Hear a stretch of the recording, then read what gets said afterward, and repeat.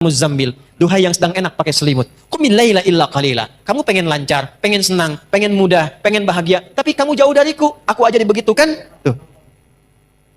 Nisfahu awin qusminhu qalila.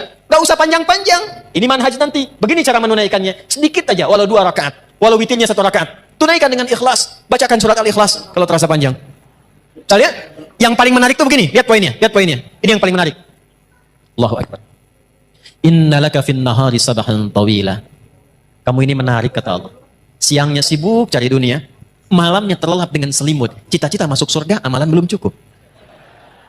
Bangun dong tuh. Kerjakan dunia terus, tapi tidak ada investasi akhiratnya. Itu disebut oleh Al-Quran sebagai manusia rugi. Yang Allah inginkan, ambil dunia akhirat. Doa itu dipanjatkan dalam keadaan sadar. Bukan ada keberkahan di balik tahajud yang terkait dengan kehidupan kita. Ayyab'atsaka rabbuka maqaman mahmuda. Orang yang konsisten, ingat konsisten. Ya, bukan malam ini tahajud, besok tidak. Besoknya tahajud, besoknya tidak. Kenapa? Allah akan angkat derajatnya kalau di dunia itu karirnya atau pekerjaannya, kalau di akhirat itu tingkatan surganya. Maqaman mahmuda, di tempat terbaik yang orang pun semua memahami dia memang layak. Tunaikan tahajud, minta sama Allah dalam sujud. Wasabbihu lailan tawila. Sujud tasbih, minta yang panjang supaya kurikulum yang disusun ini dimudahkan oleh Allah dengan 4 sifat ini.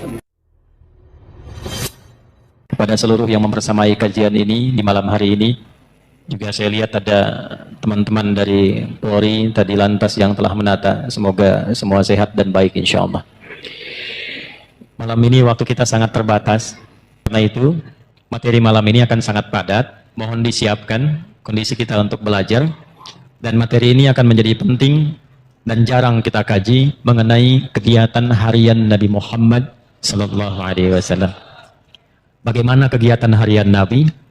Apa yang dikerjakan oleh beliau Sallallahu Alaihi Wasallam dari bangun tidur sampai tidur lagi? Itulah yang menjadi topik inti bahasan kita yang kita kenal dengan kajian As-Sunnah An-Nabawiyah. Napak tilas kehidupan Nabi Sallallahu Alaihi Wasallam. Di pertemuan yang lampau, kita telah belajar tentang cara bangun tidur Nabi Sallallahu Alaihi Wasallam, dan kita telah keluarkan juga hadisnya, khususnya yang disampaikan oleh sahabat junior Abdullah bin Abbas radhiyallahu taala anhuma, yang dikutip keterangan ini oleh Imam Abu Daud dalam kitab Sunannya nomor hadis 1367. Kita telah bahas dan perkirakan kurang lebih kalau dikonversi jam berapa Nabi Muhammad Sallallahu Alaihi Wasallam bangun kalau tengah malam. Karena Nabi Sallallahu Alaihi Wasallam idza istayqadha min naumihi, adalah kebiasaan Nabi Sallallahu Alaihi Wasallam jika bangun dari tidur di malam harinya. Pas tengah malam, kadang kata beliau lebih sedikit atau kurang sedikit. Jadi kalau kita ambil di pertemuan lalu, patokannya kurang lebih lah kalau kekinian di 1:30 jam 2 seperti itu. Standarnya demikian. Lebih sedikit berarti ke jam 3, kurang sedikit ke jam 1 kurang lebih.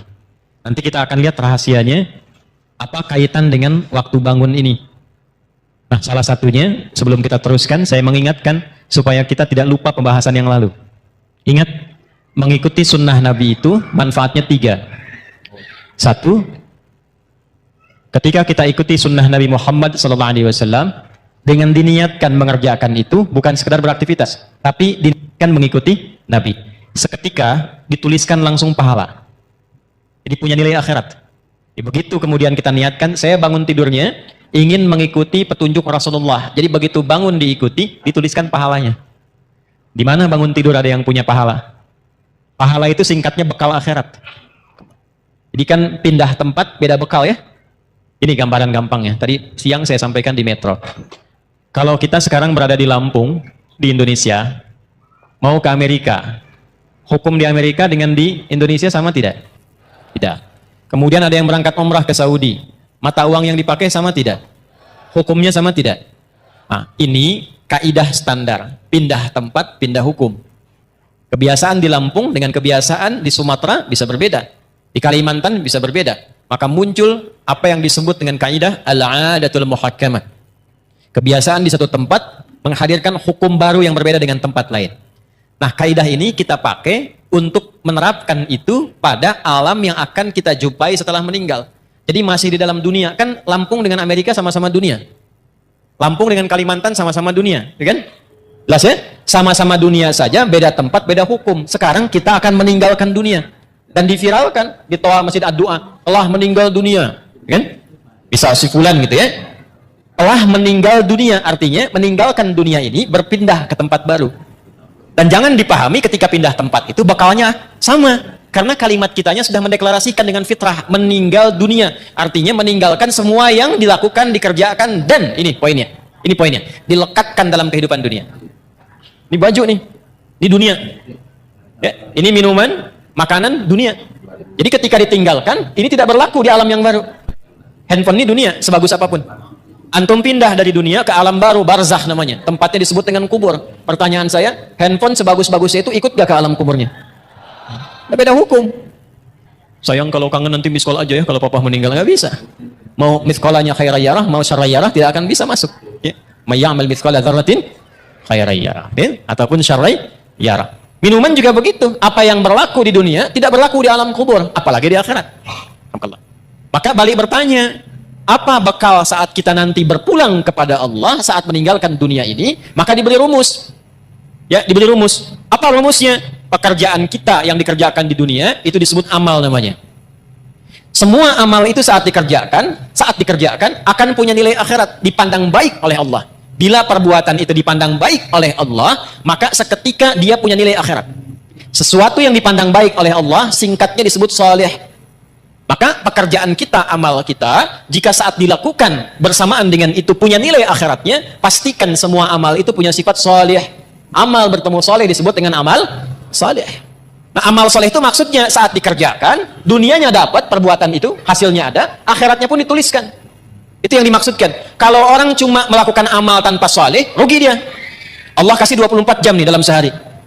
Kerjakan dunia terus, tapi tidak ada investasi akhiratnya. Itu disebut oleh Al-Quran sebagai manusia rugi. Bahkan turun satu surah 103. Ya, manusia yang beraktivitas namanya disebut insan. Manusia yang berdasarkan kecenderungan nafsunya disebut dengan bashar. Manusia dengan karakter lembutnya disebut dengan ins. Manusia dengan sifat sosialnya disebut nas. Manusia berdasarkan keturunannya disebut dengan Bani Adam.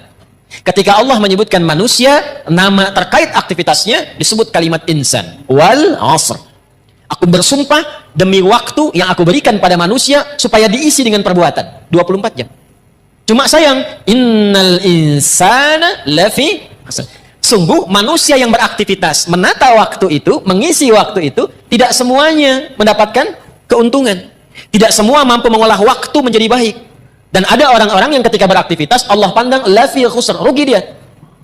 Ya, rugi. Kenapa? Karena dia tidak menyiapkan bukan dunianya, bukan. Di sini bukan bicara dunia. Bukan bicara dunia. Jadi kalaupun Anda sukses, terukur urusan dunianya. Jam 7 saya kerjakan ini, jam 8 melakukan ini, jam 9 rapat di sini, jam 12 mendapatkan hasil ini, jam 3, jam 4, jam 5, sampai tidur di malam hari. Tapi dunia, ayat ini tetap mengatakan Anda rugi. Karena ketika Anda meninggalkan dunia itu, ternyata tidak punya apa-apa untuk dibawa. Maka Allah memberikan pilihan. Ya, kalau saya tanya begini, Anda pilih dunia atau akhirat? Yang akhirat angkat tangan. Dah turun. Yang dunia? Ya, baik. Gak apa-apa, kan pilihan ya. Menang tidak dapat hadiah, kalah pun tidak dosa ya. Ternyata Anda banyaknya ngangkat pilih akhirat. Ternyata ketetapan Allah tidak begitu. Yang Allah inginkan, ambil dunia akhirat. Ya kan doanya begitu kan? Wa minhum may yaqulu rabbana atina fid dunya wa fil akhirati. Jadi nggak mungkin dapat akhirat kalau tidak melalui dunia. Jalan akhirat itu dunia. Nggak bisa, tanpa dunia dapat akhirat tuh nggak bisa. Bagaimana caranya sholat supaya benar? Tertutup aurat. Ini dunia untuk menutup itu. Ini dunia nih, tembok segalanya, dunia. Jadi untuk mendapatkan akhirat butuh apa? Nah, sifat pekerjaan dunia disebut amal. Sifat keberkahan akhirat disebut soleh. Kalau ingin sekaligus dunia akhirat, maka pastikan setiap amal jadi illalladzina amanu wa amilus. Kecuali orang beriman. Allah ingin memberikan sindiran halus tapi dalam. Standarnya orang beriman itu pasti sukses dunia akhirat. Jadi standar orang beriman itu pasti amalnya soleh. Ya, begitu mengerjakan perbuatan punya nilai akhiratnya. Ini apa fungsi mata apa? Melihat. Tapi orang beriman melihatnya bukan sekedar melihat, karena kalau cuma melihat itu dunia. Dunia, semua bisa dilihat. Bagaimana caranya ketika mata ini melihat, melihatnya yang soleh? Karena itu ketika mata disebutkan imannya ikut untuk menunjukkan standar orang beriman, matanya pasti soleh. Quran surah 24. Laki-laki ayat 30, perempuan 31. Qul lil mu'minin, mata dulu sebelum iman dulu sebelum matanya. Viralkan Muhammad SAW pada setiap insan yang mengatakan dirinya beriman. Yaghuddu min absarihim, matanya hanya digunakan untuk melihat yang baik saja, yang saleh. Jadi imannya bekerja. Nanti kelihatan ngeceknya. Nanti pas mau pulang, kan sendal banyak tuh di luar ya. Yang saleh itu langsung, itu sendal kamu, yang lain jangan dilihat. Nah, itu mata saleh. Mata salah beda. Ya, yang bagus yang itu tuh, cepet. Ya. Itu poin, dari mata turun ke lisan dulu, langsung ke hati aja. Ke lisan. Nah, lisan kalau pakai iman, maka bicaranya jadi amal soleh, bukan sekedar bicara. Sekarang yang bicara banyak. Saya bingung, kenapa mudah sekali mencela orang? Mudah merendahkan orang. Itu bukan tipikal insan beriman. Lisan insan beriman itu standarnya. Imannya dulu, baru lisannya. Quran surah 49 ayat 11. Ya ayyuhalladzina amanu. Iman dulu sebelum lisan. La yaskhar qaumin qaum. Standar lisan orang beriman tidak mudah mencela. La yaghtab ba'dukum ba'dha, tidak bikin hoax. Tidak mudah menggibah. Tidak mudah membicarakan keburukan orang lain. Saya tidak begitu, Ustaz. Bagus, tidak seperti orang itu tuh, orang itu mah. Nah, itu lisan beriman. Itu standar, teman-teman, standar. Jadi kalau ada kehilangan itu sekarang, mengaku beriman mudah menjatuhkan orang dengan lisan, mudah mencela, berarti ada masalah dalam imannya. Di bawah standar itu. Ya, sebentar. Ya, betul. Tuh kan, bayi juga protes tuh. Nah, sekarang untuk mengembalikan itu dari ujung kepala sampai ujung kaki supaya benar jadi amal saleh, lisan ini ketika bicara baik, itu bukan sekedar dapat keberkahan dunia, tuliskan pahala akhirat. Ya, pahala akhiratnya dapatkan. Yang paling menarik nanti, dunia dapat, akhirat dituliskan. Itu satu, pola mengikuti Nabi. Dua, saya agak cepat.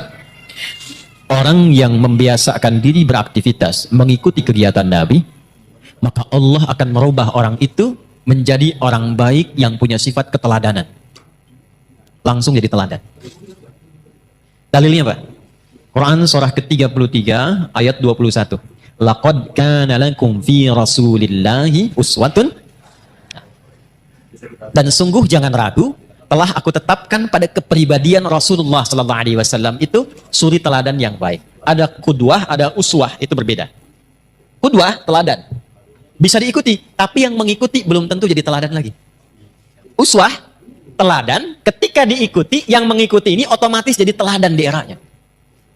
Contoh, Abu Bakar itu siapa masuk Islam? Tapi setelah masuk Islam, diikuti Nabi, gaya Nabi, perilaku Nabi, sepeninggal Nabi, jadi teladan.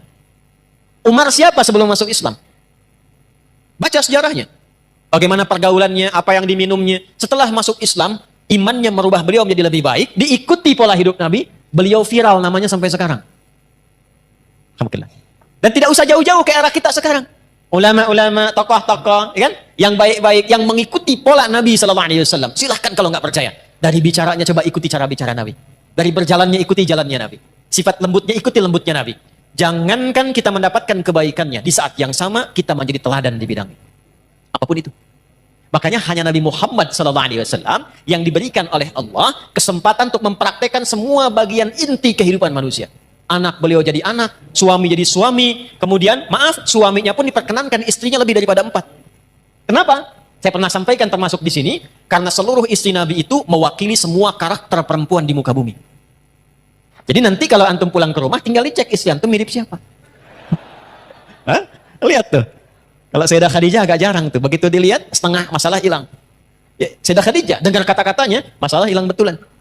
Antum lihat istri, tambah masalah, repot. Ya. Maka berlatih. Jadi ayah, figur. Jadi kakek, figur. Jadi pemimpin, figur. Pedagang, figur. Perawat yatim, figur. Jadi tetangga, figur. Tetangga Nabi. Sekarang tetangga masa gitu. Ya. Dulu semua jadi contoh. Nah ini poin. Yang telah kepada orang itu. Turun cinta Allah. Ini yang mahal. Jadi antara amalan yang cepat mendapatkan cinta Allah itu salah satu amalan yang intinya mencoba meneladani keutamaan Rasulullah SAW. Itu begitu dikerjakan, walaupun mungkin awalannya sederhana, tapi kita sedang mencoba mendapatkan cinta Allah Subhanahu Wa Taala. Apa dalilnya? Quran surah ketiga Ali Imran di ayat ke-31. Qul in kuntum tuhibbunallaha fattabi'uni yuhibbukumullah. Katakan Muhammad, viralkan kepada umatmu, siapa yang serius mencintai Allah, buktikan cintanya dengan mengikuti petunjuk Nabi Muhammad SAW. Ikuti kebiasaannya. Bukan hanya sholatnya, awas. Sholatnya seperti sholat Nabi, bagus. Akhlaknya kayak Nabi nggak? Jangan sampai sholatnya ritual diikuti, tapi hikmah sholatnya nggak dipraktekkan. Inna sholata tanha anil fakhsya. Katanya sholatnya pakai dalil, tapi lisannya fakhsya, manfaat sholatnya nggak ada. Tangannya mungkar, manfaat sholatnya nggak ada. Itu poinnya. Jadi semua aspek bagian kehidupan kita ketika diikutkan mengikuti Nabi, bukan hanya sholatnya, tidurnya, jalannya, berpakaiannya, bahkan mau masuk toiletnya, keluar toiletnya, saat yang sama Allah menurunkan cintanya. Kalau sudah cinta Allah diturunkan, maka semua akses dibuka, semua salah ditutup. Dosa diampuni. Wa yaghfir lakum dzunubakum. Diampuni dosa itu artinya dijaga hidup kita dari perbuatan-perbuatan salah, apapun pekerjaan kita selama hidup. Jelas sampai sini? Paham? Nah, pertemuan lalu kita sudah belajar tentang cara bangun tidurnya Nabi SAW. Maksud saya, evaluasi dulu sebelum kita melanjutkan pada pembahasan berikutnya. Sampai detik ini Anda datang di tempat ini, berapa dari bagian yang sudah saya jelaskan yang sudah kita amalkan? Ya, karena Nabi SAW, saya bacakan lagi hadisnya. Adalah kebiasaan Nabi SAW.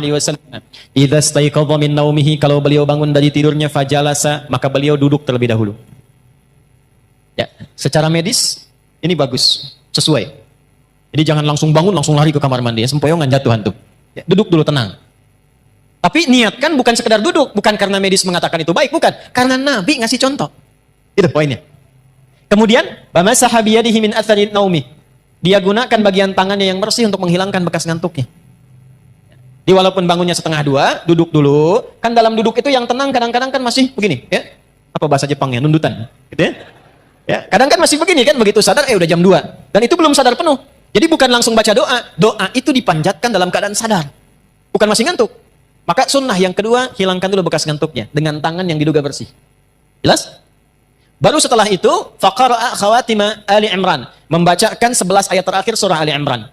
Ya, baca di situ, dibacakan dengan lisan, difahami dengan pikiran, diniatkan dengan hati untuk mengamalkan. Kita sudah bahas di pertemuan lalu, intinya menyusun kurikulum hidup di hari itu, dunia sampai akhiratnya. Kan spiritnya begitu ya? Bagi yang baru bergabung, lihat lagi episode yang sebelumnya. Jadi nggak ada orang Islam bangun tidur yang nggak punya agenda, nggak ada begitu. Standar orang Islam itu bangun sudah punya agenda, hari itu mau ngapain? Bangun tidur apa yang mau saya kerjakan? Jam 5 apa yang saya lakukan? Nanti subuh jamaah di mana? Zuhur jamaah di mana? Asar jamaah di mana? Meeting jam berapa? Bagaimana ngatur cara rapat itu yang tidak bertabrakan dengan waktu sholat? Bagaimana ngatur pekerjaan yang nanti dalam saat yang bersamaan masih bisa murajaah? Misal, diatur. Orang Islam itu begitu. Makanya dibikin formatnya dengan nama-nama waktu sholat. Begitu bangun ketemu subuh. Setelah itu kan dari kata asbah yang sudah siap dengan rencana. Was-subhi idza tanaffas. Quran surah 81 ayat 18. Dan aku bersumpah demi waktu subuh kalau sudah tiba bersamaan dengan nafas yang keluar yang baru itu, agenda kita sudah tersusun. Cek di pertengahan siang, siang itu nahar, tapi zuhur. Zuhur itu dari kata idhar, jelas terang. Sudah jelas belum hasilnya? Jadi ibadah enggak? Atau cuma dunia saja? Evaluasi lagi. Kalau masih ada yang sulit, datang ke masjid, sholat, minta kemudahan. Kalau cuma dunia, tobat, datang ke masjid, dapatkan cinta Allah. Maka muncullah kemudian asar. Ingatkan, jangan sampai rugi. Karena sebentar lagi juga, kalau bukan meninggalkan dunia duluan, dunia meninggalkan kita. Maka diperlihatkan maghrib. Lihat ke alam tuh. Alam saja tidak selamanya terang. Pasti akan gelap. Lalu ujungnya adalah isya. Dari kata asya, pencarian ma'isya, sibuk. Kalau turun ke kasrah, isya, sesibuk-sibuknya, pasti akan selesai juga. Jadi kalau dengar adzan isya, Allahu Akbar, itu rasanya beda dengan maghrib. Lain dengan subuh. Kalau dengarnya pakai iman, itu lain. Kalau nggak pakai iman, beda rasanya. Adzan. Baru duhur dasar lagi. Tapi kalau pakai iman lain, Allahu Akbar, isya. Adi, sesibuk-sibuknya kamu pasti akan pulang. Apa yang sudah kamu siapkan untuk pulang? Pasti terpejam matamu setelah ini. Apa persiapan? Itu dalam sekali maknanya. Maghrib, asar beda. Kalau kita ngajinya dengan pemahaman.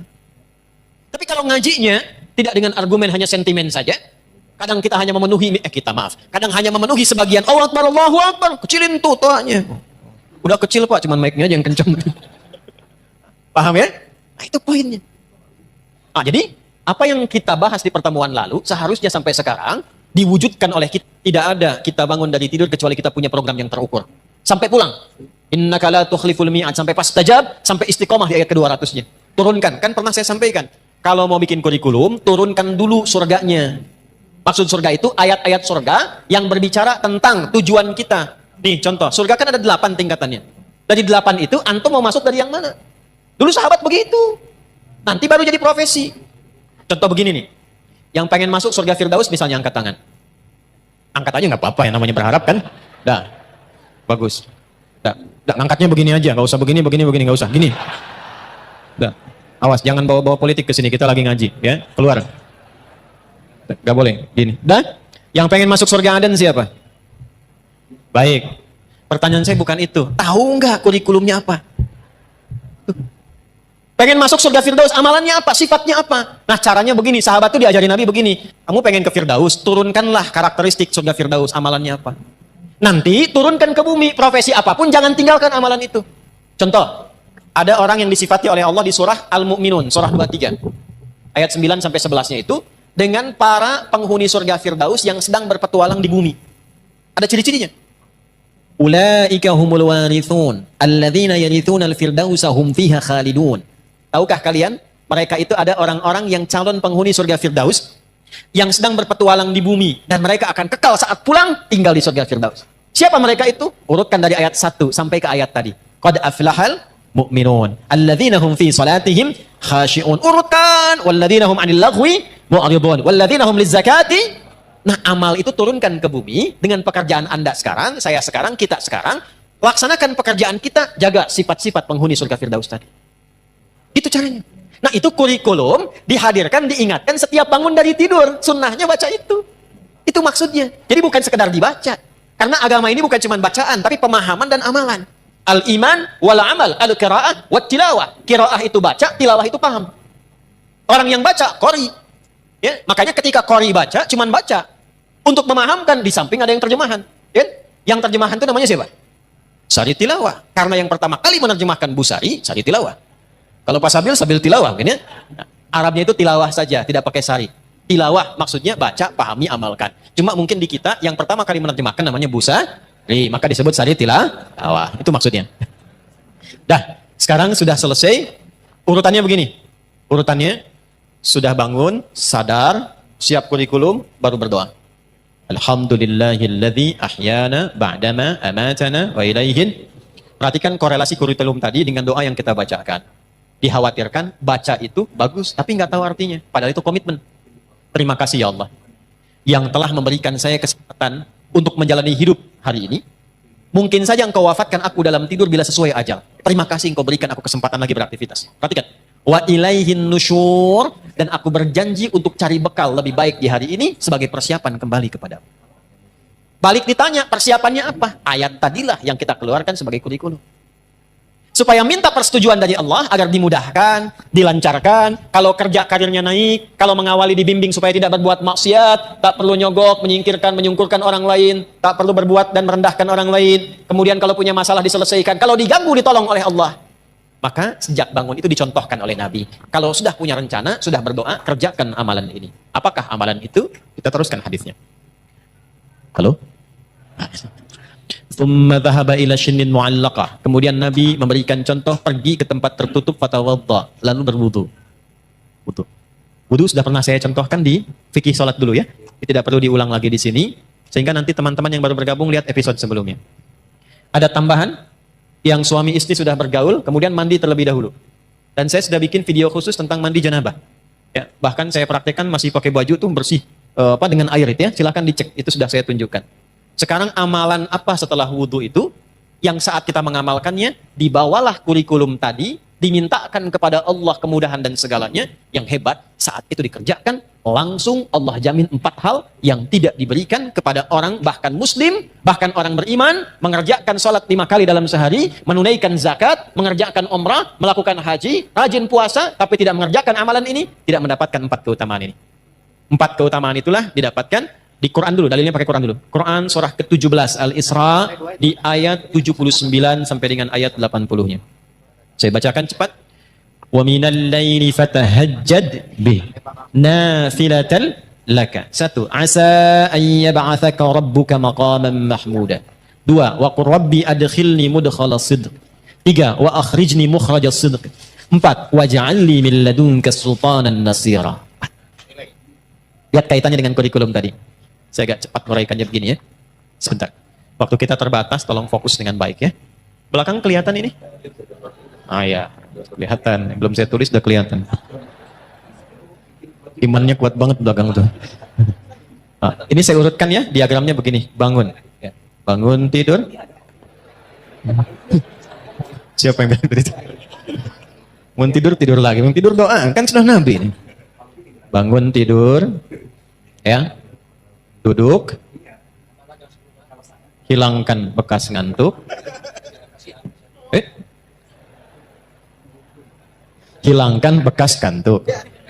Kemudian setelah itu siapkan kurikulum. Ini dibaca tuh begini. Ada di ilmu psikologi, kalau kita ingin menguatkan diri itu, katakan dengan lisan kita. Katakan, supaya makin kuat.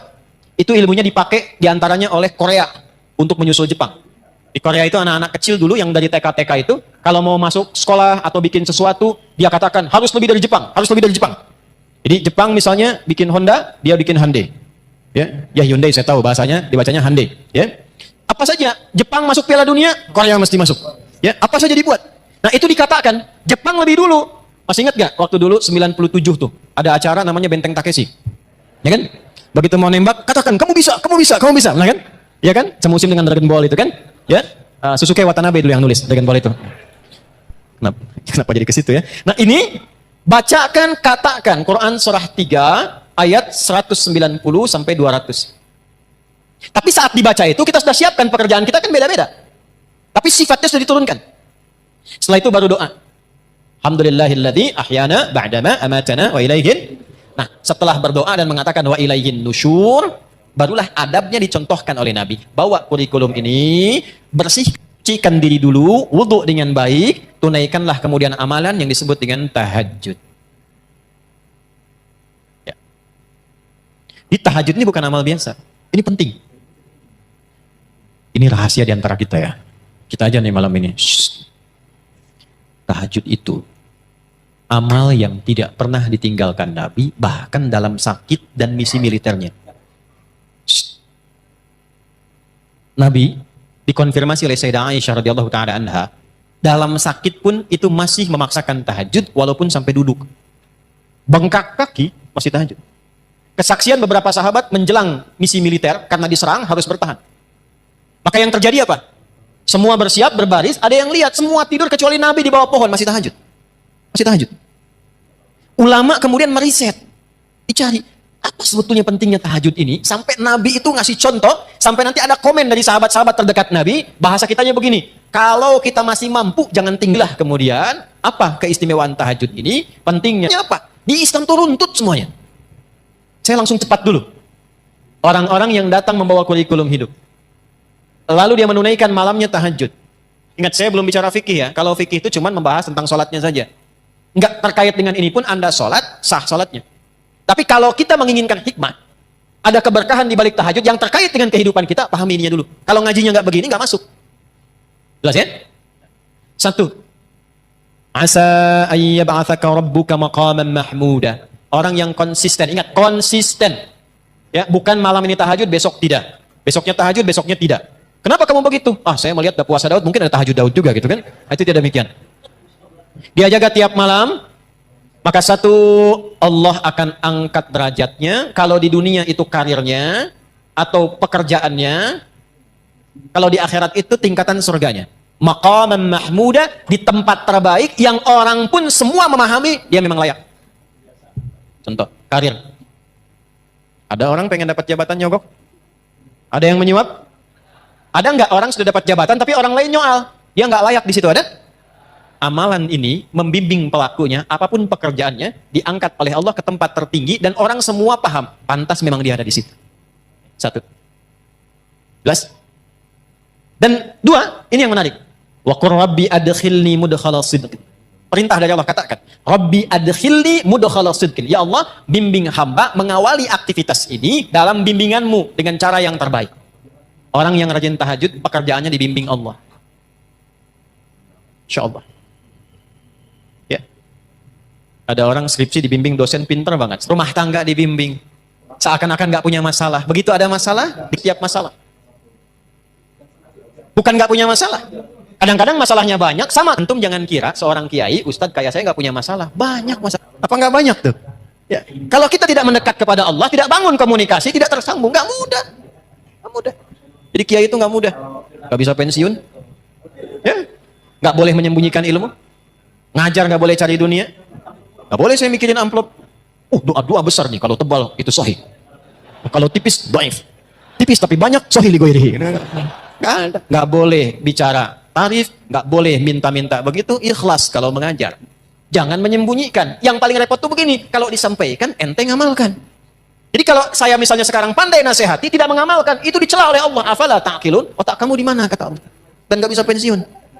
Itu kalau nggak bangun komunikasi, tersambung dengan Allah dengan cara yang baik, tidak mudah. Yang keempat, waj'alli min ladunka sultanan asyara. Dilindungi oleh Allah. Allah langsung yang lindungi. Bisnis, jangan dikira teman-teman itu berjalan begitu saja. Ada persaingan. Kadang-kadang Anda yang pasang tender begitu dapat, orang lain yang ngambil. Ada begitu? Ada. Al-Baqarah 155 isyaratnya. Ada yang tiba-tiba dijegal, ada yang tiba-tiba begini begitu. Ini dekat amalannya. Jadi begitu kita menunaikan tahajud, bukan persoalan detilkan sekarang, bukan. Kurikulum kita apa nih kegiatannya? Antum pekerjaan apa? Di kebun? Di sawah? Bertani? Berkantor? Jualan? Dagang? Ini kan kurikulumnya. Susun sampai akhirat, tunaikan tahajud, minta sama Allah dalam sujud. Karena itu di Al-Insan ayat ke-26 dikonfirmasi di ujungnya, wasabbihu lailan tawila. Sujud, tasbih, minta yang panjang supaya kurikulum yang disusun ini dimudahkan oleh Allah dengan 4 sifat ini. Kalau belum sanggup bangun, ya Allah, itu disindir lagi di Quran surah 73 itu. Ya ayyuhal muzammil, duhai yang sedang enak pakai selimut. Qumil laila illa qalila. Kamu pengen lancar, pengen senang, pengen mudah, pengen bahagia, tapi kamu jauh dariku. Aku aja dibegitukan. Tuh. Nisfahu awi qusminhu qalila. Gak usah panjang-panjang. Ini manhaj nanti. Begini cara menunaikannya. Sedikit aja, walau 2 rakaat. Walau witirnya 1 rakaat. Tunaikan dengan ikhlas. Bacakan surat Al-Ikhlas kalau terasa panjang. Kita lihat. Yang paling menarik tuh begini. Lihat poinnya. Lihat poinnya. Ini yang paling menarik. Allahu Akbar. Innalaka fin nahari sabahan tawila. Kamu ini menarik, kata Allah. Siangnya sibuk cari dunia. Malamnya terlelap dengan selimut. Cita-cita masuk surga, amalan belum cukup. Bangun dong tuh, bangun. Jadi kalau ditanya apa manfaat tahajud dan apa hubungannya dengan doa saat bangun tidur, ini korelasinya. Seakan-akan mengatakan begini, maukah engkau berikrar menjadikan aku, bersaksi aku sebagai Tuhan, nanti yang saat engkau hidup, aku akan perhatikan kau. Aku akan berikan kebutuhanmu. Aku akan sembuhkan kalau sakit. Aku akan penuhi apa yang kau minta. Akulah Rabb. Dengan sifat rububiyahnya. Kata Nabi, da'autallaha bi asma'il a'zam. Idza du'iya bihi azaba wa idza su'ila biha a'ta. Engkau baru saja bermohon kepada Allah dengan menyebutkan nama-namanya yang paling dahsyat. Yang kalau engkau berdoa dengan mengawali nama-nama itu, maka semua doa akan dikabulkan, semua permintaan akan diberikan.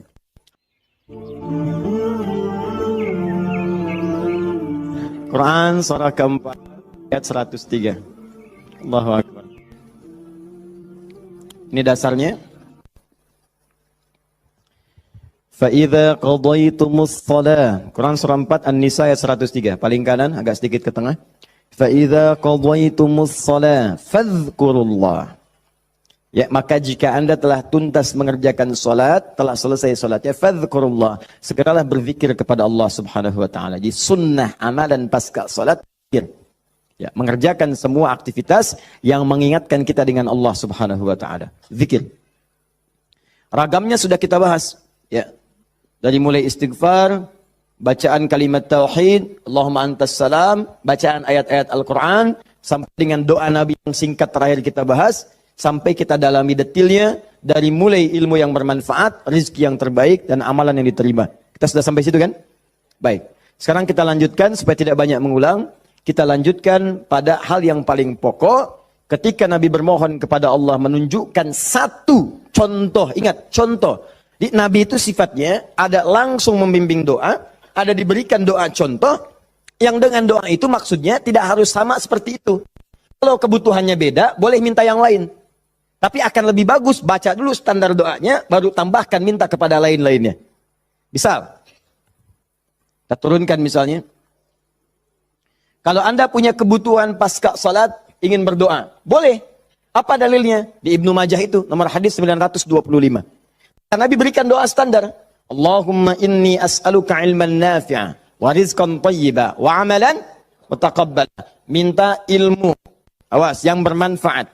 Minta rizki yang berkah dan mohon diterima amalannya. Ilmu bermanfaat, rizki berkah, diterima amalan. Tiba-tiba Anda punya permintaan spesifik misalnya. Ustaz, Saya seorang ibu, sekarang sedang mengandung. Pengen kandungannya itu Ustaz diberkahi oleh Allah. Pengen lahirannya lancar. Pengen normal, pengen baik. Apa doanya? Apakah boleh berdoa setelah itu? Boleh. Karena tadi doa yang disampaikan itu standar dari Nabi yang pokok. Yang memberikan contoh. Maksudnya silahkan berdoa. Apa saja minta. Kalau nggak kepikiran doa, minta doa dengan yang standar ini. Itu maksudnya. Dia tidak harus terbatas dengan doa itu, tapi jadikan sebagai patokan doa, setelah itu minta yang lain-lainnya. Paham? Baik. Nah sekarang saya ingin ajarkan, ada isyarat dalam Al-Quran, bagaimana supaya doa kita mau minta apapun selama baik, menurut Allah itu akan cepat dikabulkan. Seperti apa mintanya? Yuk, saya turunkan dulu satu, kita pelajari dasarnya dulu ya. Quran surah ke-7. Ayat 23, dasarnya dulu. Nanti baru masuk kepada doanya. 2 Quran surah ke-28, misal ayat ke-16. 3 kita ambil misalnya Quran surah puncaknya langsung, 39, ayat 53. Lalu masuk kepada doa-doanya misal.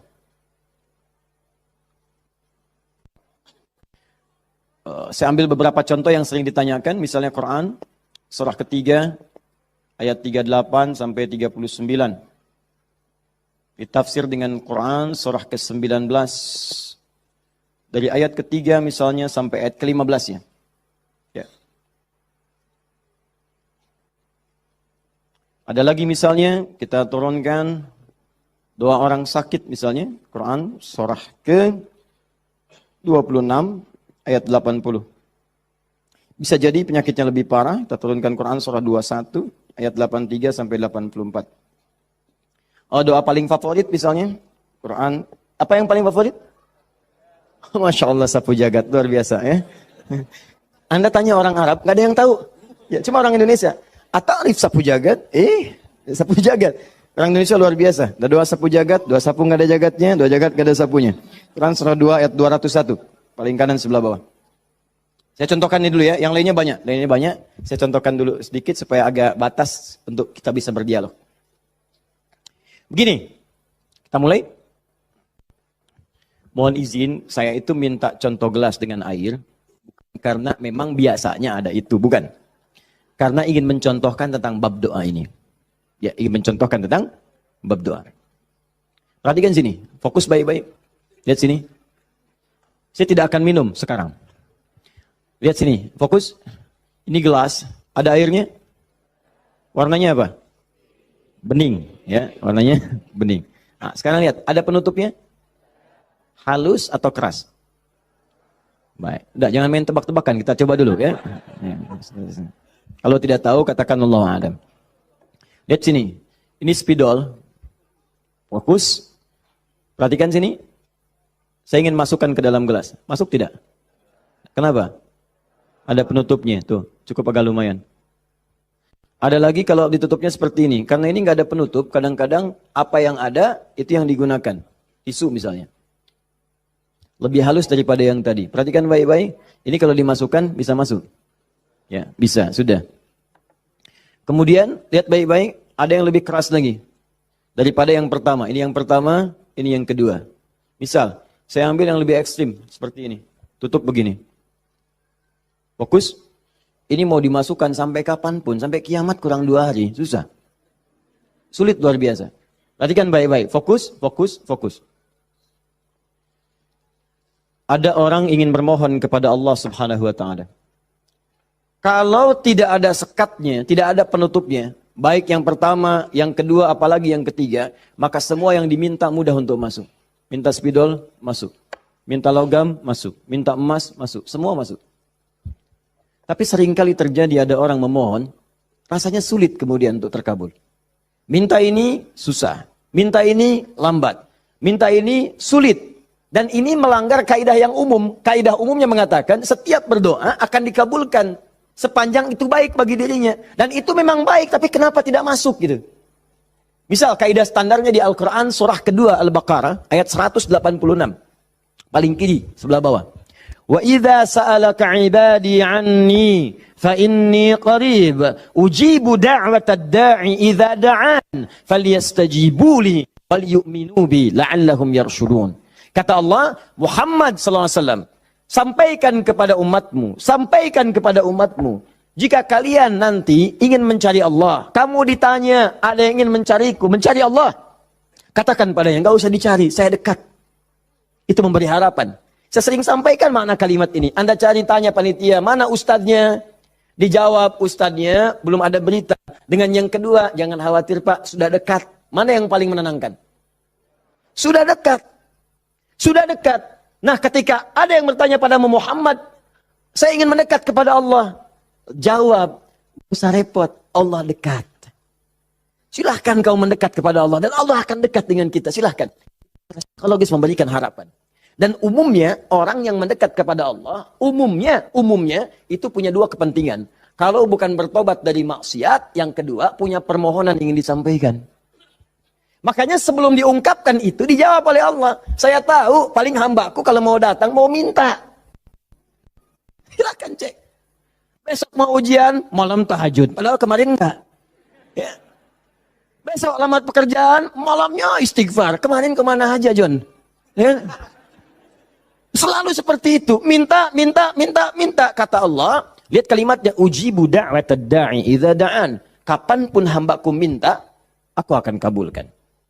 Jadi rumus doa itu kalau diminta, dikabulkan. Jadi nggak ada doa yang tidak dijawab sepanjang yang diminta itu baik. Sepanjang yang diminta itu maslahat. 3 sifat jawabannya. Diberikan seketika, jadi begitu dia meminta, seketika dikabulkan. Kalau dia membutuhkannya. Allahumma ya Rab, Allahumma ya Rab, Allahumma ya Rab. Saya ingin berdakwah ya Allah dengan teknologi. Saya ingin niatkan ya Allah masuk ke ITB supaya dengan ilmu itu saya bisa mengembangkan teknologi untuk mendekatkan orang kepadamu. Minta dia malamnya, luluskan saya ya Allah. Besoknya keluar lulus. Kalau benar maslahatnya. Ada yang kedua. Ditunda itu sampai dia sanggup untuk menerimanya sebagai amanah kehidupannya.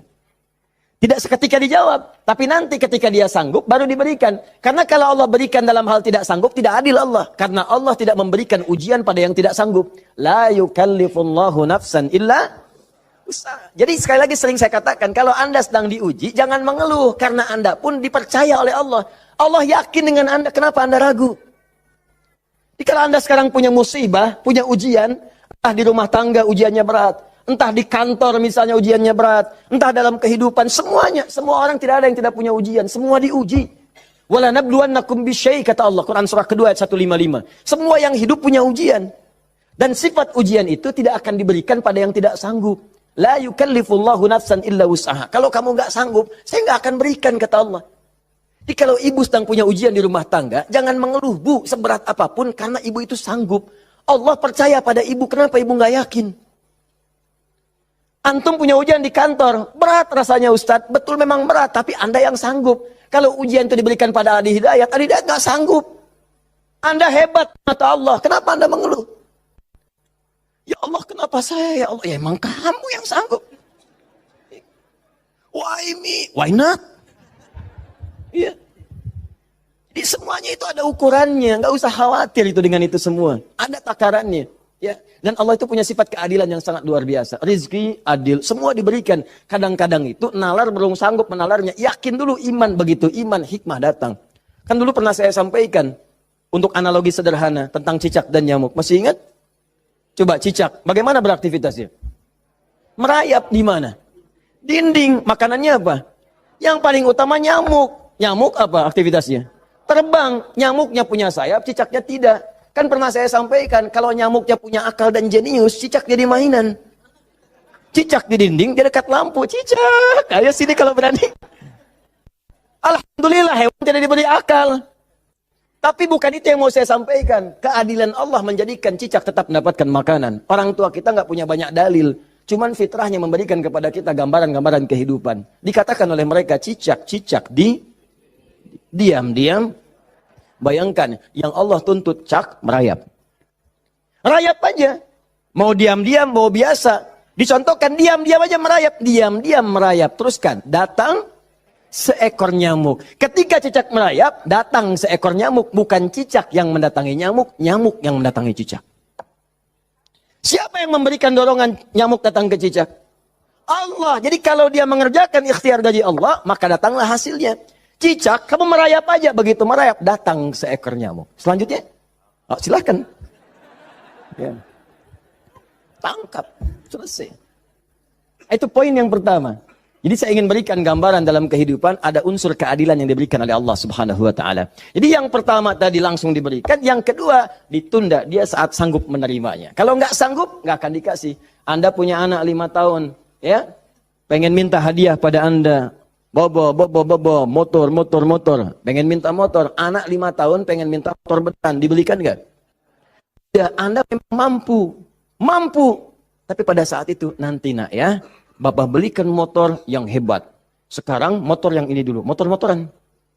Setelah itu dia siap 2 tahun, 3 tahun, 4 tahun, 10 tahun ke depan diberikanlah motor itu. Apa karena Anda tak mampu memberi? Tidak, karena dia belum siap. Anda minta sekarang, tiba-tiba 10 tahun kemudian Anda dapatkan. Cuman saat dapat Anda nggak sadar kalau itu tuh hasil doa Anda yang dulu. Itu. Kadang-kadang demikian. Anda pengen jadi dokter. Ujungnya kan dokter, masuknya pengen ke UI. Tiba-tiba keterimanya di Undip misalnya. Tapi kan jadi dokter juga. Anda pengen proyek yang besar. Dikerjakan sekarang. Nggak dapat. Doa belum terkabulkan. Tiba-tiba 10 tahun kemudian. Dapat proyek yang besar. Yang nilainya ternyata diakumulasikan 10 tahun ke belakang. Itu doa Anda. Kalau pengen bukti lebih dalam. Betapa banyak orang tua yang berdoa sejak anaknya masih dalam kandungan. Pengen ini, pengen itu. Dikabulkan setelah anaknya 20 tahun dia keluar dari kandungannya.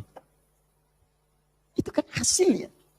Makanya ketika anak sukses, kata Al-Quran surah ke-46 ayat ke-15, ada isyarat di sana. Kalau Anda sukses, jangan menilai dulu kesuksesan itu adalah hak Anda, kewajiban Anda, atau atas jasa Anda. Barangkali Anda cuma 30%, 70%-nya ibu yang dulu pernah menangis di keheningan malam. Ya Allah, jadikan anak saya seorang insinyur, ya Allah. Ya Allah, jadikan anak saya, ya Allah, orang yang saleh. Ya Allah, jadikan anak saya si fulan. Bapak Anda yang dulu cuma makan singkong, datangnya ke sawah, kemudian kerjakan segala rupa, ya Allah. Jadikan anak saya lebih hebat dibandingkan saya.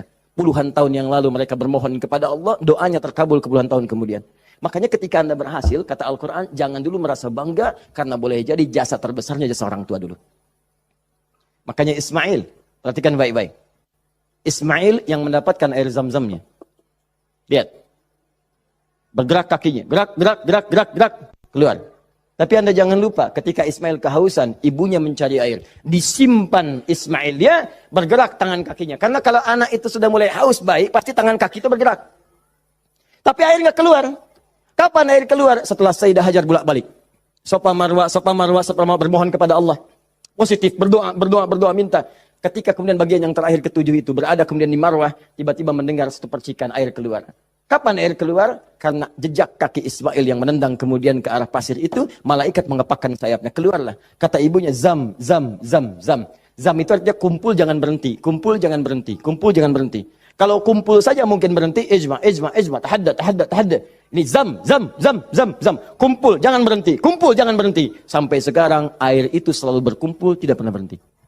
Dikenallah dengan air zam-zam. Orang kebanyakan cuma minum zam-zamnya, tapi tidak pernah mendalami kisahnya. Di situ ada bakti orang tua, di situ ada sayang kepada ibu, di situ ada cinta kepada orang tua, dan sangat luar biasa. Poin ketiga, kadang-kadang meminta sesuatu yang A diberikan B oleh Allah. Karena boleh jadi, maaf yang dimintakan itu tidak ada maslahat untuk kita. Dalilnya Quran surah kedua ayat 216, paling kiri sebelah atas. Kutiba alaikumul qitalu wa huwa kurhul lakum. Diwajibkan bagi kalian berjihad, berperang dalam konteks perang, medan perang. Tapi ada juga konteks umum dengan rumus tafsir al-ibratu bi umumil lafzi la bi khususis sababi. Kalau ada lafaz dalam Al-Qur'an jangan dikhususkan pada sebabnya, sepanjang konteksnya umum. Perang terbesar, perang melawan perasaan kita. Perang melawan hawa nafsu. Perang melawan negative thinking, kadang-kadang negatif kepada Allah. Kenapa saya ya Allah? Kenapa ini enggak berakhir ya Allah? Kata Allah, "Hei, asa an takrahu syai'an fa huwa khairul lakum." Boleh jadi kamu enggak suka, tapi ini yang terbaik buat kamu. Kamu kan enggak tahu kapan wafat. Bukankah kalau saya belum kabulkan kamu rajin tahajud? Kamu rajin puasa? Kamu rajin baca Al-Quran? Kamu kemana aja selama ini? Mau wafat masih sibuk dunia. Saya pengen yang terbaik untukmu sampai pulang ke akhirat. Dipaksa untuk mendapatkan itu. Kadang-kadang kamu pengen yang ini dunia, ini nggak bagus. Kamu pengen direktur, kamu maksiat banyak nanti di sana. Cukup level manager saja. Wa asa an tuhibbu syai'an fa huwa syarrul lakum. Kadang-kadang yang ideal yang dipengenkan itu enggak bagus kata Allah. Kenapa? Wallahu ya'lamu wa antum la ta'lamun. Karena Allah tahu masa depan engkau tidak. Anda punya anak 5 tahun sakit, dia kata dokter jangan makan apel. Jeruk boleh enggak dok? Boleh. Maka anak itu merengek, mama, pengen apel. Kata mama, jangan nak, gak bagus. Apel, dibelikanlah jeruk. Ini kan jeruk mama, bukan nak, ini jeruk rasa apel. Paham? Nah, jadi ini yang pertama, sifat doa itu kalau diminta pasti dikabulkan. Tapi ada segelintir orang yang ketika memohon, ternyata tidak mendapatkan bagian itu. Apa persoalannya? Perhatikan, hadisnya sahih. Sampai Al-Imam An-Nawawi mencantumkan ini dalam salah satu hadis di Al-Arba'innya. Thumma dzakara rajulan. Awas, hati-hati. Yutilus safara. Thumma dzakara rajula yutilus safara asy'atha aghbara. Lalu Nabi mengisahkan tentang seorang lelaki yang menempuh perjalanan panjang sampai tampilannya penuh debu. Ya, bahasa Inggrisnya kurang lebih the kill of the kumel. Ya. Jadi udah banyak debu lah ya dalam dirinya. Awas ya, yamuddu yadaihi ila sama, lalu mengangkat tangannya ke langit, ngangkat tangan. Nanti saya ajarkan fikih mengangkat tangan ya. Fa yaqulu ya Rab, dan dia berkata ya Rab. Fokus sebentar.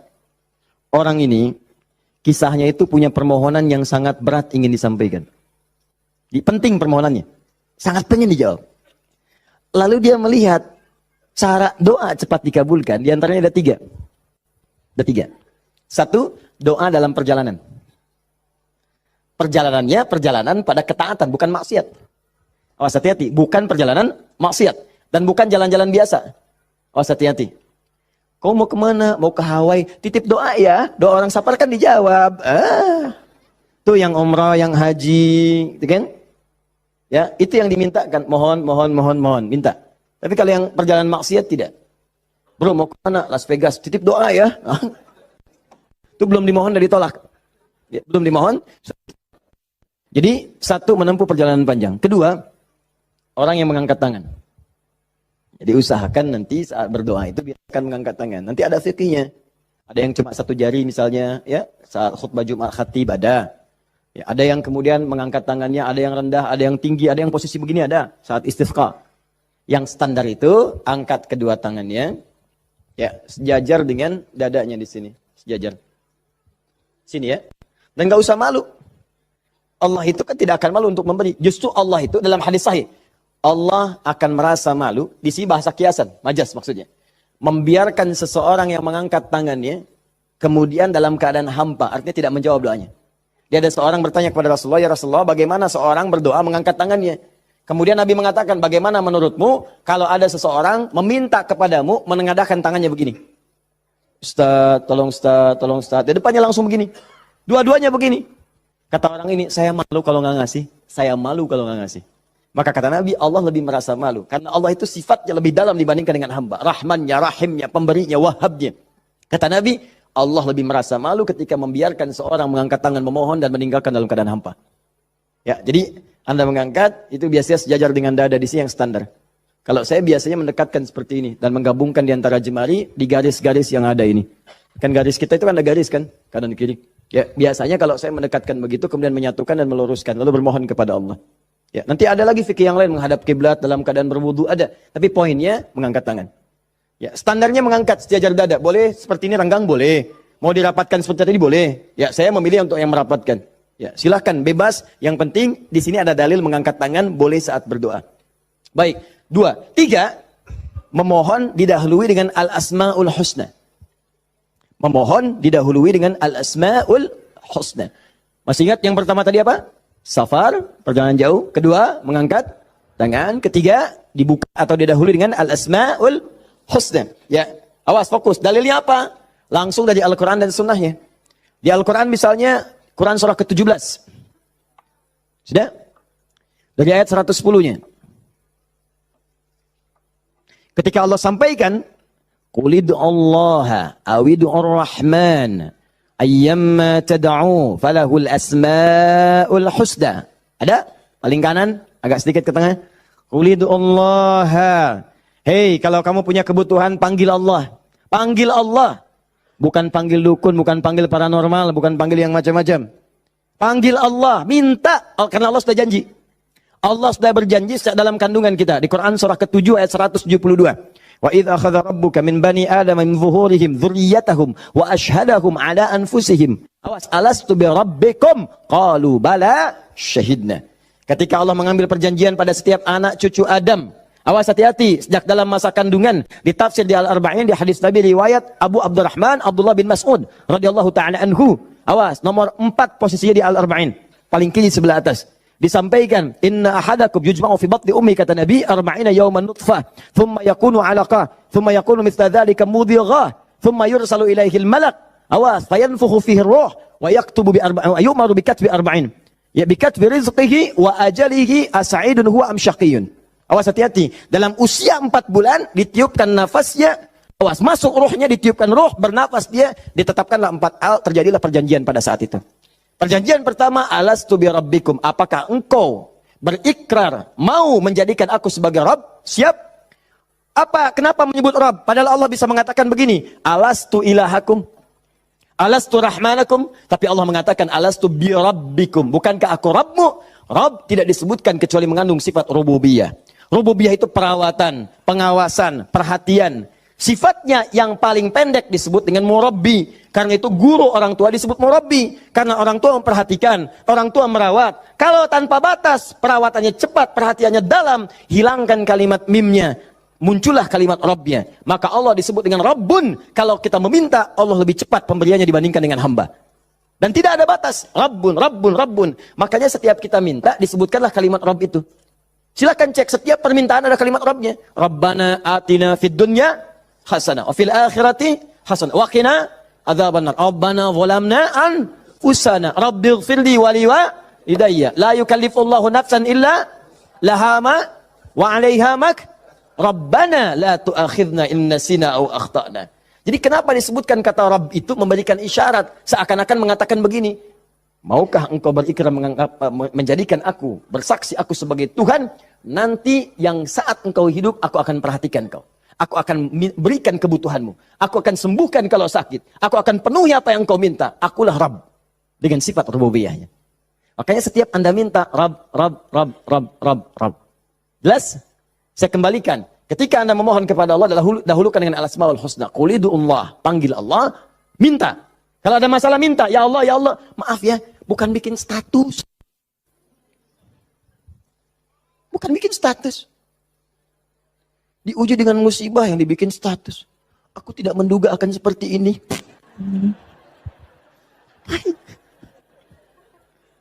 Terus yang tidak lucu, kenapa doanya di media sosial? Doa itu di mihrab, doa di kamar, doa di masjid, bukan doa di Facebook. Doa di Instagram, doa di Facebook. Aminkan ya, like. Apa yang mau dicari? Udah minta yang betul. Minta yang mohon dengan khusyuk. Mohon, Quran surah 7 ayat 205. Wadhkur rabbaka fi nafsika tadarruan wa khifatan wa dunal jahri minal qaul. Kalau butuh sesuatu, sebut nama Allah dalam jiwamu. Bukan dalam media sosialmu. Bukan di WhatsAppmu. Bukan di Instagrammu. Online-kan hatimu dengan Allah. Minta dalam jiwamu dengan penuh ketundukan. Dengan penuh kepasrahan. Dengan penuh harap. Mohon ya Allah. Ya Allah, ya Rabb. Minta. Sebut namanya bagaimana ya Allah. Atau yang kedua Ar-Rahman. Atau, nah ini rumusnya. Ayyamma tad'u. Atau kapanpun kamu ingin panggil, minta sama Allah.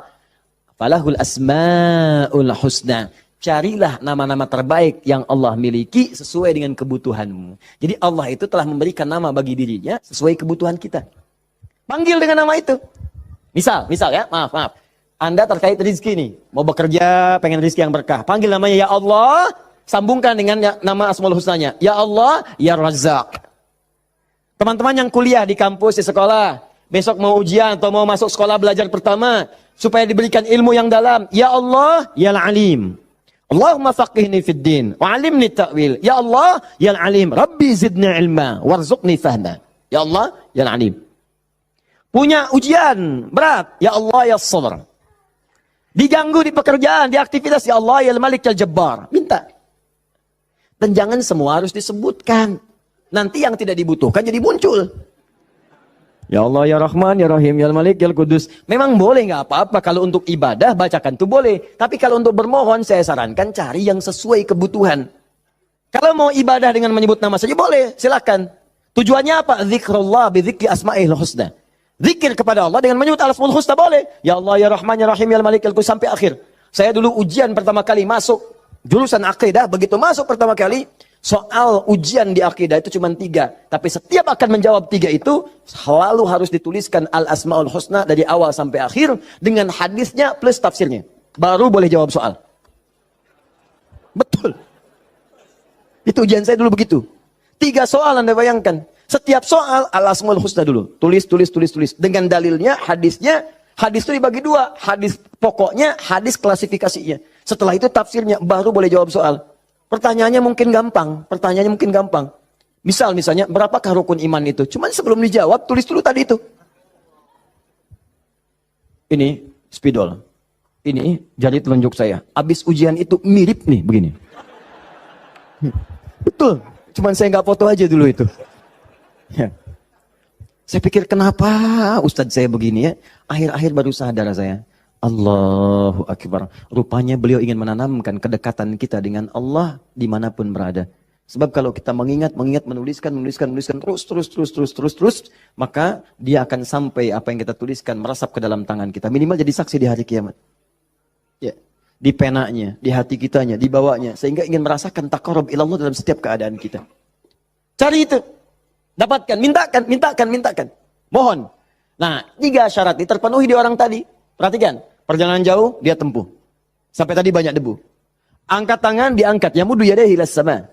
3, dia minta dengan Al-Asma'ul Husna. 3-tiganya lengkap. Seharusnya doa dia dikabulkan 3 kali lebih cepat dari orang biasa. Karena 3 hal tadi dipenuhi. Qurannya ada, hadisnya ada. Bahkan Sayyid Sabiq itu pernah menulis kitab Al-Aqaid Al-Islamiyah. Dalam bab Al-Asma'ul Husna disebutkan hadis. Hadisnya populer. Hampir kalimat-kalimat tauhid di kitab-kitab hadis ada hadis ini. Seorang setelah menunaikan salat kemudian berdoa kepada Allah Subhanahu wa taala di samping Nabi sallallahu alaihi wasallam. Dia berkata, "Allahumma ya Allahul Ahad. Ya Allahul Ahadus Samad, alladzi lam yalid wa lam yulad wa lam yakul lahu kufuwan ahad. Allahumma ighfirli." Dia sebelum mintanya Allahumma ighfirli, tapi sebelum minta didahului dengan Al-Asmaul Husna. Kata Nabi, "Atadri madza tad'u? Atadri madza da'ut?" Tahukah engkau bagaimana engkau baru saja berdoa? Allah wa Rasulullah alam, saya enggak tahu ya Rasulullah maksudnya apa. Kata Nabi, "Da'utallaha bi asma'il a'zam. Idza du'iya bihi azaba wa idza su'ila biha a'ta." Engkau baru saja bermohon kepada Allah dengan menyebutkan nama-namanya yang paling dahsyat. Yang kalau engkau berdoa dengan mengawali nama-nama itu, maka semua doa akan dikabulkan, semua permintaan akan diberikan. Hadis selesai. Orang ini melakukan ketiganya. Tapi apa jawab Nabi? Allahu Akbar. Dia sudah menempuh perjalanan jauh. Dia sudah mengangkat tangannya ke langit. Dia menyebut, Ya Rab, Ya Rab, Ya Rab. Kata Nabi, Anna yustajabu lidzalik. Bagaimana doamu bisa dijawab? Bahasa singkatnya, mustahil dijawab. Mustahil dijawab. Mintalah kamu begitu sampai kiamat kurang 2 hari. Gak akan dijawab. Gak akan dijawab. Dia ada orang sudah mengerjakan 3 amalan dahsyat. Tapi doanya gak dijawab. Kenapa dia? Allahu Akbar. Famat'amu haramun. Karena yang biasa dia makan haram. Mashrabu haramun. Minumannya haram. Malbasu haramun. Pakaiannya haram. Wa ghudhiya biharamin. Dan sumber kehidupannya haram. Maka jadilah yang haram itu seperti sekat seperti ini. Nutuplah cawan doanya. Semakin banyak kumpul. Jadilah sekatnya makin kuat begini. Jadi bukan Allah nggak ngabulkan, mau dikabulkan susah, mental terus tuh, mental. Karena masih tertutup dengan yang haram. Maka dari itu, kalau Anda banyak berdoa, padahal doa itu maslahat untuk Anda. Secara umum seharusnya dikabulkan secara umum. Tapi tiba-tiba kok aneh gitu, enggak lagi. Coba lihat, mungkin ada sekat dalam diri Anda. Mungkin ada maksiat, ada yang haram pernah dikerjakan. Buka dulu, buka cawannya. Keluarkan yang haramnya. Buka. Bagaimana membuka itu? Inilah yang tadi kita contohkan dengan ayat-ayat tadi. Tidak ada manusia yang sempurna. Yang sempurna makhluk diciptakan. Makhluk yang sempurna itu cuma malaikat. Tidak ada manusia yang sempurna. Sepanjang kita manusia pasti pernah berbuat salah. Tapi mungkin kesalahan itu menjadi penutup dari keinginan yang ingin kita mohonkan kepada Allah. Kenal Nabi Adam?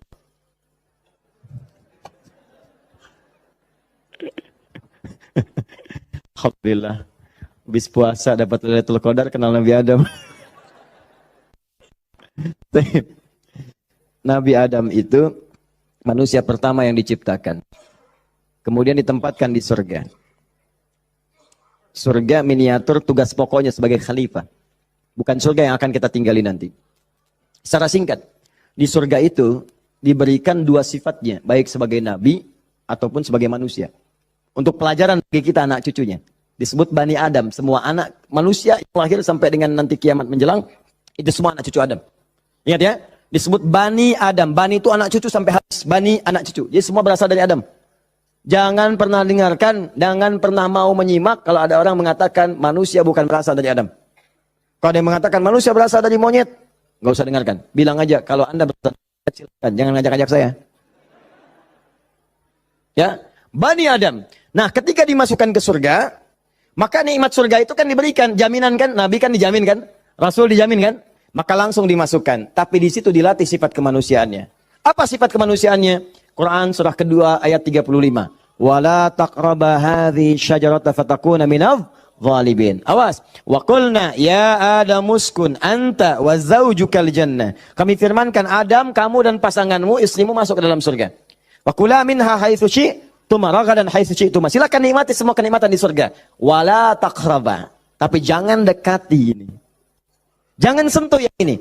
Hadhi syajarata, pohon yang ini. Sentuh pun gak boleh, mendekat gak boleh. Awas. Jadi nanti ada yang dahsyat, larang. Perintahnya ada yang mendekat pun gak boleh. Apalagi dikerjakan. Zina, perintahnya. Wala taqrabu zina. Jangan dekat-dekat. Jadi kalau ada perintah dalam Al-Quran jangan dekat-dekat, berarti dosanya gede, besar. Mendekat, ya gak boleh. Kalau dikerjakan, makin dahsyat dosanya. Makanya zina masuk ke dalam sab'ul mubiqat. 7 dosa besar. Dekat-dekat aja gak boleh. Nah, cuman psikologi masyarakat sekarang itu, kalau nggak boleh dekat-dekat, makin penasaran. Itu yang jadi masalah. Makanya di Quran itu seringkali tegas. Kerjakan jahanam, kerjakan neraka. Harus begitu. Karena ada orang itu kalau dilarang suka penasaran. Nih, lubang, jalan. Di lubang ini ada buaya, lompatnya tinggi. Ada tulisan di sini, hati-hati, dilarang nengok. Lewat. Apa sih ini? Penasaran. Oh, gitu. Jadi kalau masih begini, kadang pengen dilihat. Ganti kalimatnya. Nengok, wafat.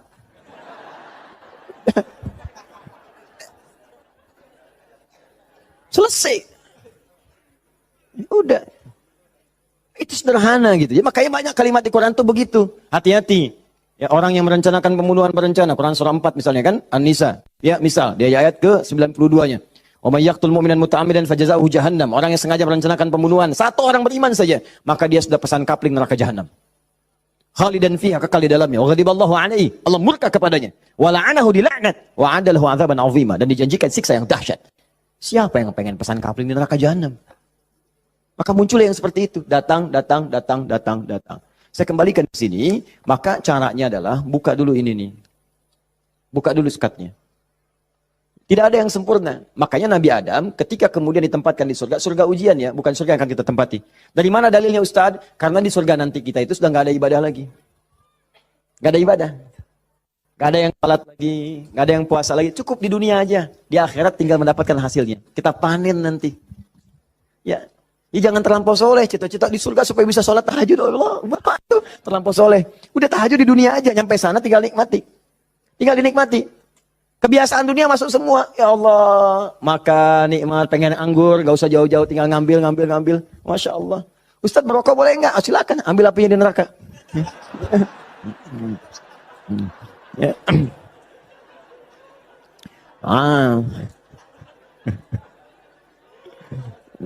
Dah. Jadi Allahu Akbar, Allah astagfirullah. Jadi teman-teman sekalian, ke situ kemudian turun ke bumi, jadi ujian. Digodalah oleh setan. Fawaswasalahum syaitan. Digoda oleh setan. Singkatnya ketika digoda itu, kemudian godaan itulah yang menjauhkan Nabi Adam dan pasangannya dengan Allah Subhanahu wa taala. Turunlah terpeleset turun ke bumi. Singkatnya jadi pelajaran itu. Perhatikan baik-baik. Ini yang mau saya sampaikan. Ketika Nabi Adam, padahal beliau nabi, sifat nabi itu maksum. Kenapa diperkenankan oleh Allah berbuat salah pada saat itu dengan sifat kemanusiaannya? Padahal beliau nabi. Awas hati-hati. Ternyata bukan karena sifat kenabiannya, tapi sebagai contoh bagi anak cucunya yang bukan nabi, yang tidak punya sifat maksum. Jadi kalau nggak diberikan contoh begitu, tidak ada jalan bagi kita bagaimana cara mengembalikannya. Makanya dibuat kisah dalam Al-Quran itu, disampaikan. Bukan dibuat kisah, kisahnya ada, disampaikan ke kita. Diberitakan. Ini dulu Adam dengan sifat kemanusiaannya salah. Padahal dia nabi, maksum, bisa dijaga oleh Allah. Kenapa diperkenankan salah? Untuk menunjukkan ibrah, pesan kepada kita, kalau salah, begini cara kembalinya. Maka ketika berbuat keliru itulah diturunkan kalimat pertamanya untuk mengangkat sekat ini. Jadi kalau nggak pernah diangkat, ini hubungan dengan Allah itu tersekat. Diangkat sekat ini, apa yang diturunkan pertama kali? Kalimat untuk mengembalikan kepada yang jernih. Asal jernih begini, ditutup begini, dikembalikan lagi. Sesuatu yang dikembalikan ke awal dengan cara yang baik disebut dengan tabayatubu. Sifatnya disebut dengan taubah. Awas. Hati-hati. Maka Allah turunkan kalimat pertama ketika turun ke muka bumi. Kalimat pertamanya, Quran surah kedua ayat 37. Fatalaqa Adamu min rabbihi kalimatin fataba alaih. Maka Allah turunkan kalimat taubat. Taubat itu maksudnya kembali kepada jalan yang baik. Tadi tersekat, buang sekatnya, balikin lagi ke awal. Ya, fataba alaih. Maka diterimalah jalan kembalinya itu. Kalau sudah balik lagi silahkan, pengen apa aja diberikan. Minta.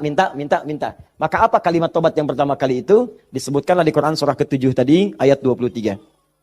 Rabbana zalamna anfusana wa illam taghfir lana wa tarhamna lanakunanna minal khasirin. Itulah kalimat pertama untuk membuka sekat-sekat yang haram dan maksiat saat kita merasa ingin kembali ke jalan yang benar.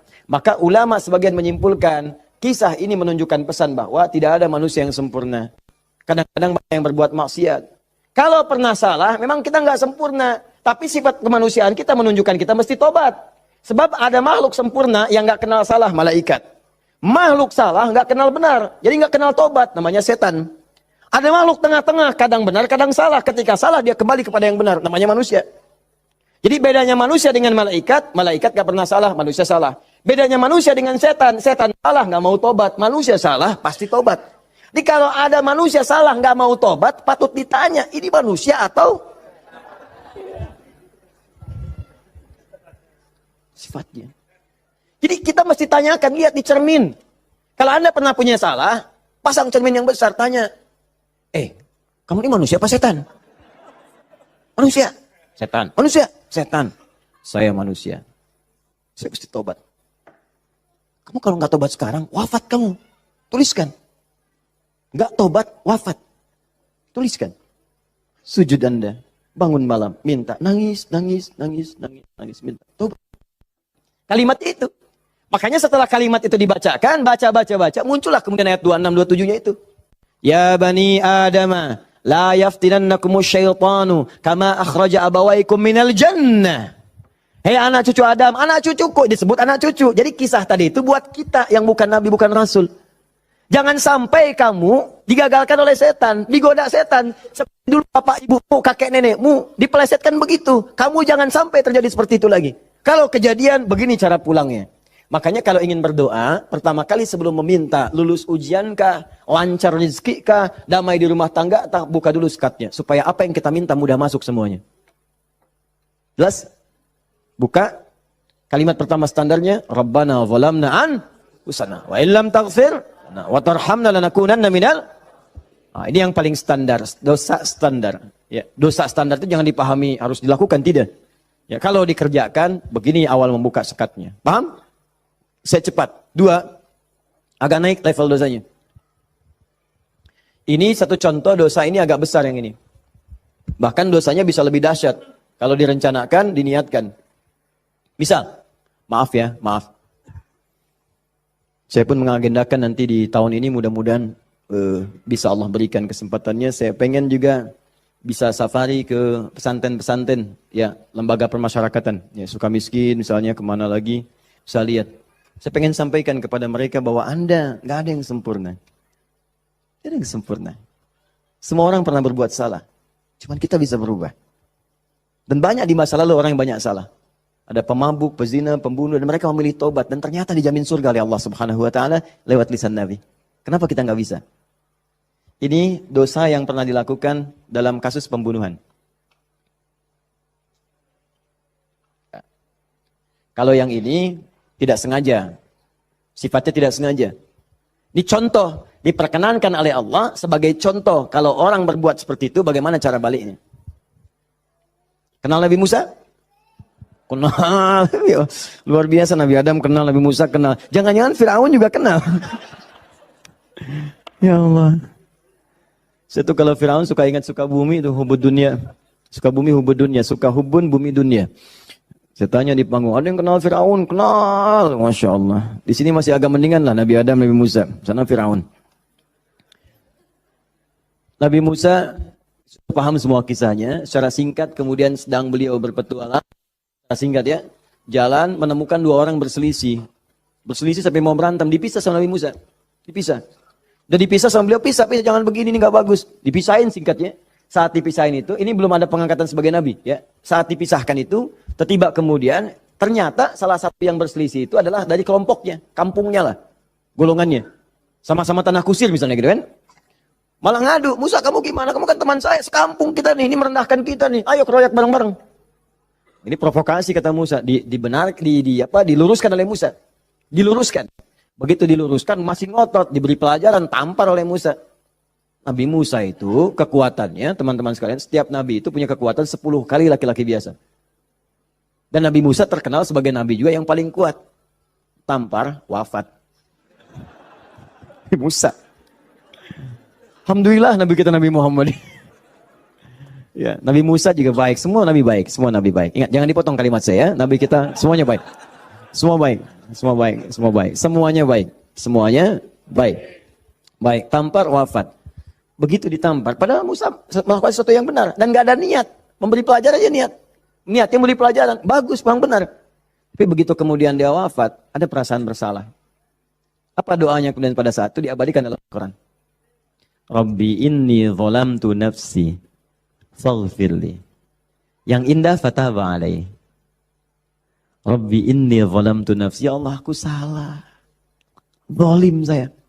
Padahal nggak diniatin loh Pak Bu. Nggak diniatin. Cuman kejadian gitu kan.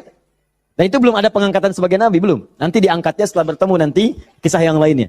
Di secara singkatnya, terjadilah peristiwa itu, lalu turunlah kemudian diabadikan doanya dalam Al-Quran. Rabbi inni zalamtu nafsi. Jadi kalau ada di antara kita, misal, pernah berbuat siapapun, tingkat kesalahannya sampai ke sini, tidak sengaja, atau pernah berbuat yang serupa, cepat taubat. Karena kalimatnya sudah turun. Nanti kalau sampai hari kiamat gak taubat, lebih berat lagi. Coba mau berkata apa di hadapan Allah Subhanahu Wa Taala? Hei, aku kan dah turunkan kalimat di bumi supaya kamu taubat. Kamu kan pernah bunuh orang kan? Tanggal sekian, jam sekian, kamu kejar-kejar, kamu tembak, kamu bom, kamu bunuh, kamu tusuk, kamu pukul, kamu macam-macam kan. Ada semua rekamannya terbuka.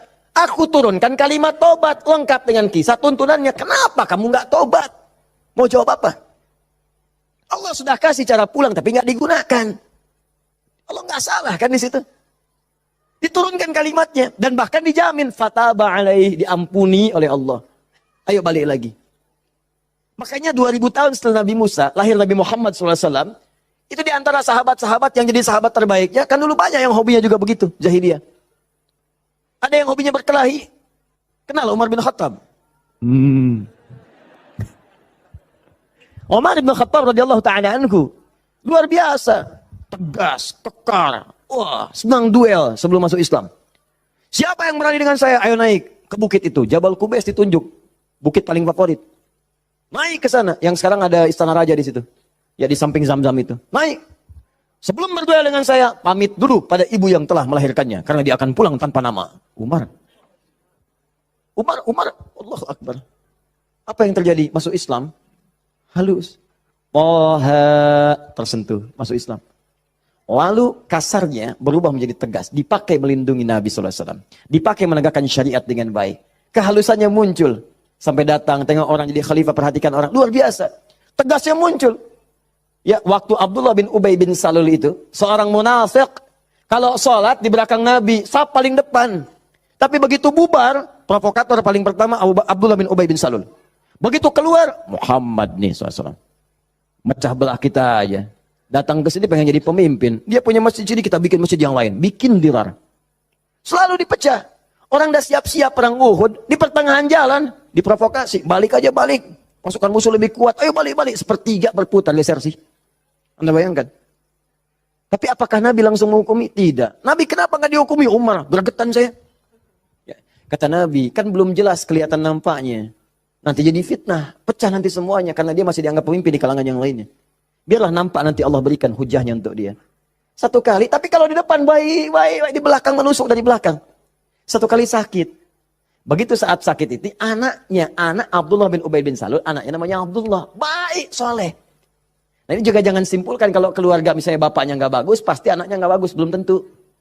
Belum tentu. Kenal Abu Jahal? Anaknya Ikrimah. Bapaknya musuh Nabi luar biasa. Anaknya pembela Nabi yang paling hebat. Penunggang kuda yang dahsyat. Saf paling depan kalau jihad. Sampai Nabi itu dengan menghormati Ikrimah tidak pernah menyebut Abu Jahal di depan Ikrimah. Jangan singgung bapaknya. Jangan. Supaya anak ini dalam ketenangan. Abdullah bin Ubay bin Salul anaknya taat. Namanya Abdullah juga. Sakit bapaknya datang kepada Nabi. Ya Rasulullah, bapak sakit, kata Nabi, berikan ini. Kasih air. Berangkat pulang sana. Katakan dari Nabi. Datang, senang pulang. Ya abadi, papa ini dari Nabi. Apa sih Muhammad? Lempar. Habis. Sampai sekarat, disampaikan datanglah Nabi ke rumahnya. Tapi nanti saat turun surat Taubah itu untuk dilarang menyolatkan. Begitu datang ke tempatnya, apa yang dikatakan? Manjanya luar biasa. Ya Rasulullah, itu di depan Abu Bakar, ada Umar dan yang lain-lain. Ya Rasulullah, biarkan aku wafat dengan mengenakan jubah terluarmu. Apa kata Umar? Ya Rasulullah, izinkan aku memenggal kepalanya. Itu cuman jubah aja kok, pakai. Dia meninggal. Itu Abdullah bin Ubay bin Salul. Hidupnya begitu meresahkan, wafatnya begitu kolokan. Tapi habis. Nah, jadi yang pertama itu, coba, udahlah, banyak yang tobat. Umar jadi bagus. Tukang begal, Jundub bin Junadah. Wah, sekampung begal tobat. Jadi dai, sekampung jadi soleh semua. Saking dahsyatnya, kampung itu dikenal di kemudian hari. Namanya Ghifar. Sampai dikenal dengan Abu Dzar al-Ghifari. Sampai Al-Imam An-Nawawi mengutip hadisnya. Di Al-Arba'in itu nomor hadis 18. Ya, Jundub bin Junadah. An Mu'adz bin Jabal wa Jundub bin Junadah radhiyallahu taala anhuma qala Rasulullah sallallahu alaihi wasallam, ya, ittaqillaha haitsu ma kunta wa atbiz sayyatil hasanata tamhuha. Aina al-hadis? Mana hadis? Mana Qur'annya? Apa yang antum kerjakan tiap hari? Ngitung lagi. Mana bekal antum tuh pulang? Minimal sehari satu hadis. Ambil, walaupun enggak hafal hadis kan enggak mesti hafal, baca hadisnya, lihat terjemahannya, amalkan isinya. Buka konsepnya. 57 hadis kitab iman, tiap hari baca satu. Antum pebisnis, keluarkan hadis-hadis bisnis, tiap hari satu. Kalau Al-Quran hafalkan, satu hari satu ayat, tak apa-apa. Pulang punya hujah di hadapan Allah. Ini tiap hari ngitung-ngitung dunia, wafat tinggal semua. Apa yang mau antum ambil? Berharap surga lagi. Takutlah kepada Allah, mulai yang baik. Jundub bin Junadah taubat, dikenal dengan Abu Dzar al-Ghifari. Puncaknya, mungkin ada orang pernah juga lebih daripada ini. Dia berzina, dia mabuk, dia macam-macam. Pokoknya mengoleksi dosa lah. Ya, orang ngoleksi mobil, ngoleksi musab, dia ngoleksi dosa. Jadi kalau nggak berdosa itu nggak enak. Kamu ngapain aja, si fulan sudah begini. Oh, masa besok saya lakukan yang lebih daripada itu. Jadi ngoleksi dosa, tumpuk dia. Yang begini pun, itu masih diberikan kesempatan Allah dengan oleh Allah diturunkan satu kalimat. Yang kalau dikerjakan, diamalkan isinya, diterima taubatnya. Turunlah Quran surah 39 ayat 53 tadi. Qul ya ibadiyalladzina asrafu ala anfusihim la taqnatu min rahmatillah.